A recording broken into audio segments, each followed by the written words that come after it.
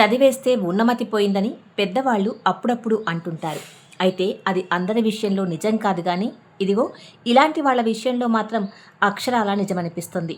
BJP MP Anurag Thakur Himachal ప్రదేశ్లోని ఓ స్కూల్కి గెస్ట్గా వెళ్ళాడు. వెళ్ళిన పెద్ద మనిషి పిల్లల చదువుల గురించి మాట్లాడాలి, లేదంటే పిల్లలు ఏదైనా తప్పుగా నేర్చుకుంటే వాటిని సరిచేయాలి.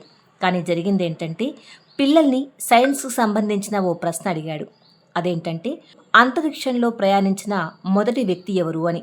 పిల్లలంతా ముక్తకంఠంతో నీల్ ఆమ్స్ట్రాంగ్ అని సమాధానమిచ్చారు. పిల్లలిచ్చిన సమాధానం తప్పు అని సరిచేయాల్సింది పోయి మరో తప్పుడు సమాధానమిచ్చి ఒక తప్పుడు సంకేతాన్ని పిల్లలకి అందించాడు.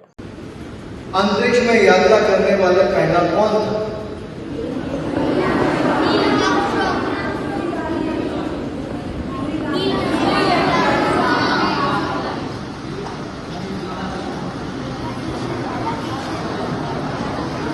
मुझे तो लगता है हनुमान जी थे.